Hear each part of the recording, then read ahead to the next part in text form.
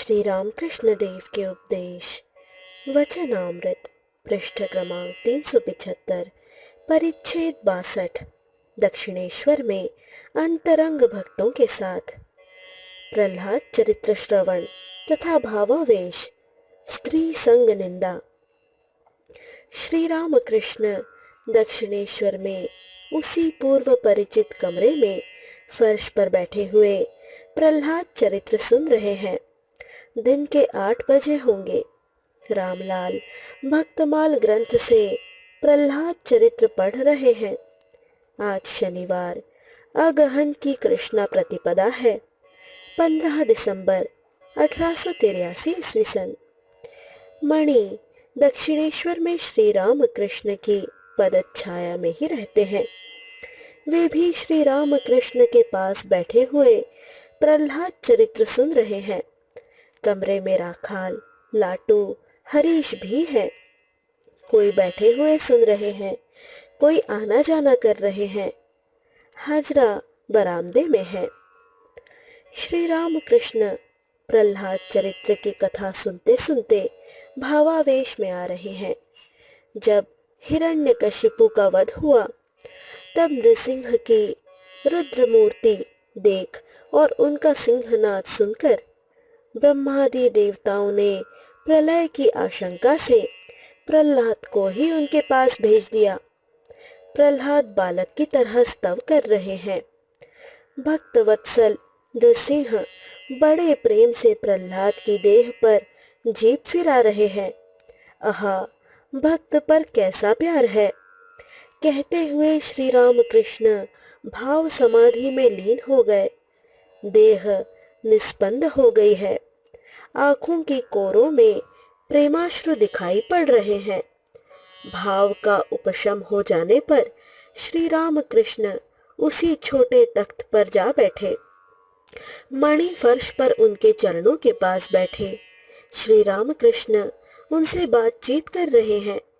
ईश्वर के मार्ग पर रहकर जो लोग स्त्री संग करते हैं उनके प्रति श्री राम कृष्ण घृणा और क्रोध प्रकट कर रहे हैं।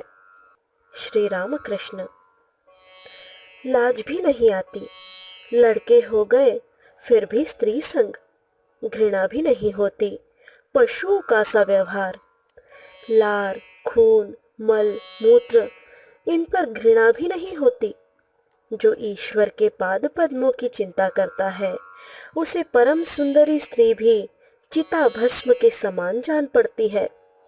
जो शरीर नहीं रहेगा, जिसके भीतर कृमि, क्लेद, श्लेष्मा, सब तरह की नापाक चीजें भरी हुई हैं, उसी को लेकर आनंद, लज्जा भी नहीं आती। मणि चुपचाप सिर झुकाए हुए हैं। श्री राम कृष्ण फिर कहने लगे, उनके प्रेम का एक बिंदु भी यदि किसी को मिल जाए तो कामिनी कांचन अत्यंत तुच्छ जान पड़ते हैं। जब मिश्री का शरबत मिल जाता है तब गुड़ का शरबत नहीं सुहाता।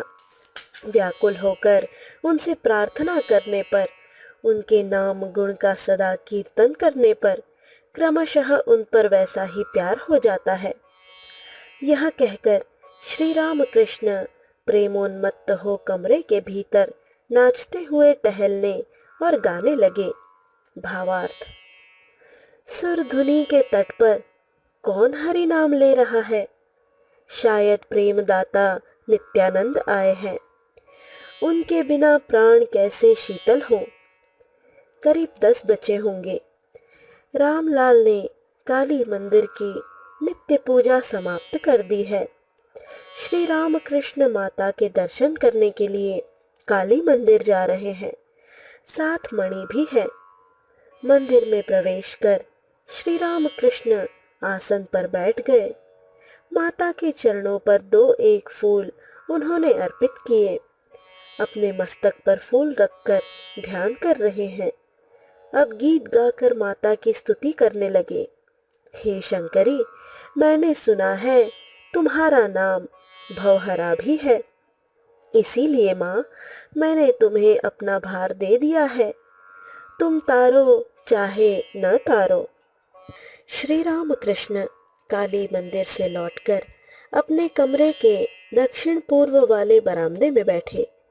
दिन के 10 बजे का समय होगा। अब भी देवताओं का भोग या भोग आरती नहीं हुई। माता काली और श्री राधा कांत के प्रसादी फल मूल आदि से कुछ लेकर श्री राम कृष्ण ने थोड़ा जलपान किया।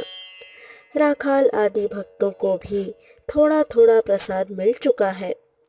श्री राम कृष्ण के पास बैठे हुए राखाल स्माइल की सेल्फ हेल्प पढ़ रहे हैं लॉर्ड आर्स्किन के संबंध में।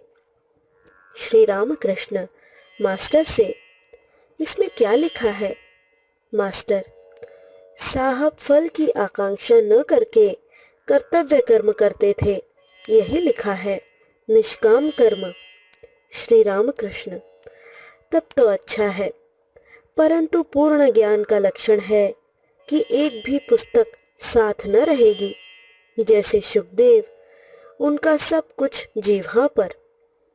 पुस्तकों और शास्त्रों में शक्कर के साथ बालू भी मिली हुई है। साधु शक्कर भर का हिस्सा ले लेता है, बालू छोड़ देता है। साधु सार पदार्थ लेता है। शुकदेवादि का नाम लेकर क्या ठाकुर अपनी अवस्था समझाना चाहते हैं? वैष्णव चरण कीर्तनिया आए हुए हैं। उन्होंने सुबोल मिलन नाम का कीर्तन गाकर सुनाया। कुछ देर बाद रामलाल ने थाली में श्री राम कृष्ण के लिए प्रसाद ला दिया। प्रसाद पाकर श्री राम कृष्ण थोड़ा विश्राम करने लगे। रात में मणि नौबत खाने में सोए। श्री माता जी जब श्री राम कृष्ण की सेवा के लिए आती थी तब इसी नौबत खाने में रहती थी। कुछ मास हुए वे कामार पुकुर गई हैं।